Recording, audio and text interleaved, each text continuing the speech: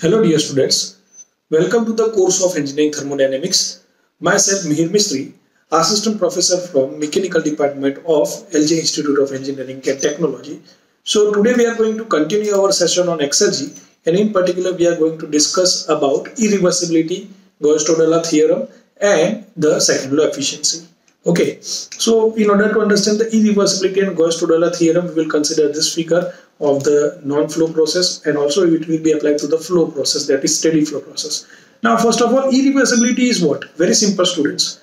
Irreversibility means maximum work in a reversible process you can extract, that is W max, minus if original process is occurring, then less than the maximum work will occur. So the difference between these two, that is the ideal case or reversible case work minus the work for real case, that difference will give you the irreversibility. Okay, so that is why irreversibility can be defined as I, as you can see on the screen. So I is equal to what? W reversible minus W, that is W max minus W. Okay students, so reversible work minus the actual work, or maximum work minus the actual work. Here we can also write, instead of W reversible, we can write from the first law of thermodynamics, we can write U1 minus U2 minus T0 S1 minus S2 minus U1 minus U2 plus Q. This whole term is representing the W reversible, right? This whole term is representing W reversible, and this second term is representing the W. Okay, now question might be in your mind, sir, how can you write this equation? We don't get it. Simple, students. Consider that the kinetic and potential energy terms are neglected. So if kinetic and potential energy terms are neglected, then you know the first law of thermodynamics, that is Q is equal to delta E plus W, right? Q is equal to delta E, let me write it over here, delta E plus W. Okay, so that is the first law of thermodynamics. Now during this delta E, in the derivation of SFEE, I have told you that delta E or energy E is component of three cases. That is kinetic energy, that is 1/2 mv square or v square by 2, right? V square divided by 2. Then the second component is potential energy, that is GZ, right? That is GZ, and the third one is the internal energy component, that is highlighted by U color. Okay, so now here I have taken the assumption that the kinetic and potential energy terms are neglected. So if these terms are neglected, then the term which is left over here is only the internal energy. So the internal energy term will be left over here, U. So now you can see that instead of this delta E, I can write U2 minus U1, right? So I can write here U2 minus U1, because the kinetic energy and potential energy terms are neglected. So U2 minus U1, right students? Plus W max as it is, right? W max as it is, W or W max, whatever you want to write. Okay, consider it over here W max. Okay, so I will write W max and W max. Okay, and Q is equal to what? You know, Q is equal to T0 into delta S, right? So T0 into delta S, so T0 into delta S. Now if you will make the subject W max, make it as the subject. So this U2 minus U1 will go on the other side of the equal to sign. So it will become U1 minus U2 minus T0 S1 minus S2. Now question might be in your mind, sir, here minus sign is there, how? Because see, now I will write down this equation again. I will make Wm as the subject. See, so Wm as the subject, if you will make so we can write U1 minus U2, right? U1 minus U2, right? Okay, plus T0. Now delta S, students, delta S is equal to what? Delta S is equal to S2 minus S1, right? So S2 minus S1, S2 minus S1. Okay students, now here if you will take negative sign as common, so this will be plus sign will be negative, so this will be minus, and this bracket will have S1 minus S2. That is how this maximum work is written. I hope you are clear up to this point. Okay, so same way you can write this W also. Okay, so I hope you are clear up to this point. Now here you can see that this u1 minus u2 and u1 minus u2 term will get neglected. So we are left with T0 S2 minus S1 minus Q. Here we have multiplied this minus sign in the bracket. So we can write T0 S2 minus S1 minus Q. Okay students. So now further we can write this T0 into delta S system plus T0 delta S surrounding, right?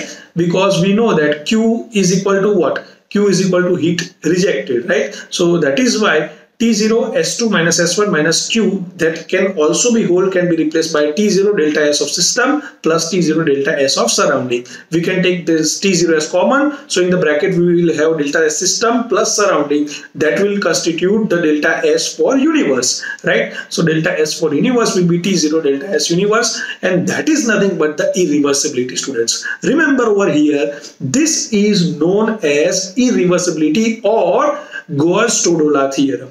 Gauss-Todolo theorem. Gauss-Todolo theorem is what? Simple. The rate of irreversibility will be proportional to the rate of entropy generation. So the more you will generate the entropy, the more your process will be irreversible. That is the Gauss-Todolo theorem. Okay, this delta S universe can also be written as entropy generation. Entropy generation is what, students? In form of rate. Write this equation in the form of rate. Now when I am telling you in the form of rate, that means what? In the form of rate means you have to divide it by time. That is simple, right? So same way, this whole concept is written for a non-flow process. Same way for flow process you can write for flow process you can write Wmax by minus W. For flow process you can write the equation like this, steady flow equation. Here the new term is that B1 and B2. B1 and B2 is known as H minus T delta S. H is equal to what? Enthalpy minus T0 delta S. T0 is what? Temperature of dead state into entropy S. Remember, B is equal to H minus T0 delta T0 S. H minus T0 S, that is B. Okay, it is known as Keenan function. Okay, K-E-E-N-A-N function. Okay, so that is for steady flow equation. We can also write this equation like this, just like non-flow process. Okay, so the result will be same for non-flow process also and for flow process also. Here, students, you will appreciate that this delta S universe will be always greater than or equal to 0 if the process is reversible. If the system is having reversible execution, then delta S universe will be 0. If it is irreversible, then it will be greater than 0. And our temperature T0 will be always greater than 0. So your product of T0 and into delta S universe will always fall greater than equal to 0. Okay, that is why this irreversibility will be always greater than equal to 0. Now in the rate form you can write I dot is equal to W dot lost, that is rate of exergy destruction or rate of irreversibility or rate of entropy generation. That is known as Gauss-Todolo equation or Gauss-Todolo theorem. What is theorem? T0 into delta S universe, and delta S universe in the rate form can be written as Sgen dot. Sgen means what? Generation of entropy. Sgen dot means what? Generation of entropy. Dot symbol on the top will represent it is written with respect to time. I have already told you. Okay, so that is the meaning of this equation. Okay, students, I am repeating again the statement. The statement is what? The rate of increase of irreversibility will be proportional to the rate of entropy generation. Okay, further, second law efficiency. So second law efficiency is very simple. It is the ratio of minimum exergy intake to perform the given task divided by actual exergy intake to perform the same task. So here the exergy is written as available energy. So that is why A is written. So A minimum divided by A. Now let us understand this phenomena of second law efficiency very simple way. Consider a power plant. Now just assume that ideally the power plant is capable of producing W max amount of work. But due to irreversibility, it is producing W amount of work. So obviously this W max is higher, W is lower, right? So W max is higher work, that is maximum work it can produce, and W is what? The actual work that it can produce, right? So here in this case, the second law efficiency will be what? In this case, the second law efficiency will be W divided by W max. That is, W is the work that the power plant is actually producing, divided by W max is the maximum work it is capable of producing. So that will give you the second law efficiency. Okay, students. So today we are going to keep up to this point. Thank you.